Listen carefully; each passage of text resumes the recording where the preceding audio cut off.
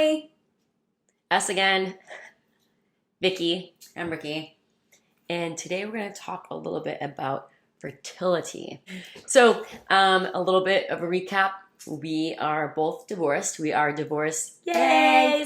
And while we were married, we had our own little different relationship with our husbands and the desire or the want to have children.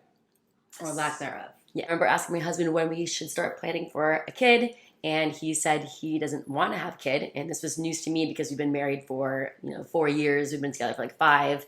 And I remember me telling his mother that he didn't want to have kids, and she actually cried because she, I think, knew that either the relationship was ending or something was really wrong. And lo and behold, before we were even finalized with our divorce, his mistress was already pregnant. And they have a kid now, which is amazing. Me, not yet. So my ex and I had a really long dry spell. It was like probably 6 months before we finally talked about it. We were like, okay, this is weird. We're not having sex. And then I was like, do you want to have children? This is something that we should do. His grandmother actually died, and we started talking about it more seriously. And we decided, okay, we will try to have a baby. And so I bought the little tests that you pee on to see when you're fertile so we could have sex once a month just for that purpose. And that happened for like 5 months until he finally asked for a divorce. That was still 5 years ago. So I'm still kind of questioning if I'm still able to. And when Vicky came home from her date, we went on a date, and I usually date younger, trying to date older, but these young guys are just so cute. He's 7 years younger than me, and we started talking about children, and he asked if it was something that I was able to do because I'm older and I have kids. I am 39. When did this time, what happened? Here we are, 39. Whoa. And you don't even think about it until somebody asks you a question like that. And that next day, I was going to figure out an answer for not just him, but for myself, if this is something that I can still do. So I found this thing called a AMH test, a blood test to check your hormone level of this thing. AMH, it's anti-Mullerian hormone, something like that. She has been researching this stuff all day. It is so cute. She thinks she's an expert now, but let us remind you that we are not experts at all. We've just taken the test. She already knows her results. I'm going to find out mine with you, doll. And that's about as expert as we get. Searching stuff, I saw a lot of women that were trying to get pregnant, which I'm not doing at the time, neither is she. And watching their struggles when they found out how their AMH level was low, and watching them cry, it was heartbreaking. It starts with you. I really, really hope that you can get the baby that you want, and I'm sure you will be able to figure it out. And we don't want to deter you or make you scared by our numbers or what your numbers are, what this can mean for you. There's so many options out there. We don't know all those options, so we're literally just talking about this test. I came across something online called jasonhealth.com, and it was only $73. So basically, we go to this laboratory and they just take your blood. It's very, very, very simple. Mm-hmm. And 3 days later, they send you your level. If you're 25 or younger, 5 is good, 30, 3.5, 35, 2.3, 40, 1.3, and then 43.7. If you have less than 1, they usually don't even say that you should get yes. Because you just can't.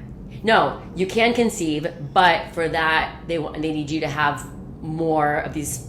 It's actually a follicle. It's in your uterus. There's follicles, and this test tests how many follicles are in there, and by the hormones that they're secreting, and that shows that you have a lot or a little. But it's like the lotus. Wait, what's it called? It's when that gooey stuff comes out. I don't think that's what it is. That's when you're no. It's not that. It's not that. Anyways, mine was a 1.41, which they said is normal. For your age. For my age. It does get worse as you age, and there's nothing really you can do about it. it's all genetic, age, and then if you smoke, stop smoking. Also, there is kind of a little research out there that says vitamin D might help. So if you're not out in the sun all day, if you're out in the sun, you put sunblock on, you still need to get that vitamin D. So start taking vitamin D. Apparently, it goes down 0.1 every year. So I won't be at that 1 or lower level for a few more years. So I feel safe with knowing that. But also, this would be a good time to freeze my eggs. However, I'm a little bit too old to freeze my eggs. So if you're around 35, and I would recommend you do it, it's probably worth the money. Because your eggs are already on their way out, right? They're already started to spoil. Spoil? We all have like our eggs when we're born, and unfortunately, every time you have a period, some go away, and till you're left with none. And that's what menopause is. Normal AMH is 1 to 3, and this is in NG/ml, which I don't even know what that term is, but that's normal. Under 1 is considered low. Wow, we probably sound so somewhat stupid. Depleted, and under 0.5 is pregnancy is much less likely to happen. Another very interesting thing is, since this is all genetic, and since we both don't smoke and we're both pretty healthy, we should have the same So AMH. It'll be cool to see if we're the same, because then I know that I'm in a safe zone too. If I'm lower, then I might be running over to the whiskey cabinet. We will see how that goes. Should we look now? I think we should look now. I'm actually getting kind of nervous. So mine was a 1.41 for you guys that forgot. Obviously, we're twins. She's a little bit older than me. And hers is It says flag normal. nice. And then my AMH result. Is that number? Yes. Mom! Hi. Hi. Higher? Yeah. 2? Higher. 2.5? Higher. What is it? 4? Yeah. What? I'm 28 in my ovaries. You're fully fertile in your ovaries? You're 28 in your It ovaries? literally makes absolutely zero sense. For everything I've researched, I've just sat here in a vlog and told everybody about all my research, and then it just debunked the whole thing because we're twins. It's genetic. How in the world would she have the body of ovaries of a 28-year-old and me have normal ones? How can I be so much more fertile than you? Fertile Myrtle. Sorry, it's not funny. You can have some of my eggs. Because if that's the case, I'm like a 20-year-old. Yeah. I feel like we might want to do another one of these tests.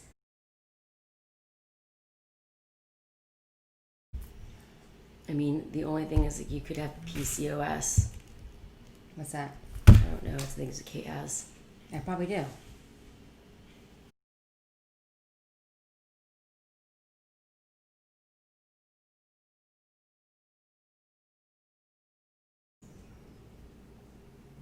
Polycystic something? High levels are above 5. Borderline high is 3.5. So...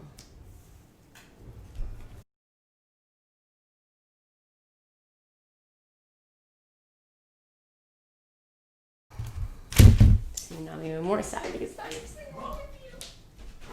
Something wrong with me? It's just a false test. No, it's probably PCOS. Who cares if it's PCOS? So you get pregnant with PCOS. Kate got pregnant with PCOS. PCOS is also genetic.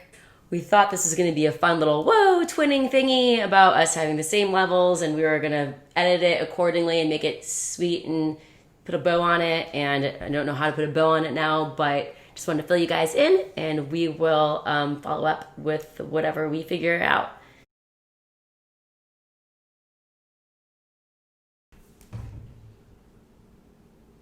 Shots. To our second podcast. Today, San Diego's very own Screwball. Since we're in San Diego right now, tastes like peanut butter. Double shot. Cheers.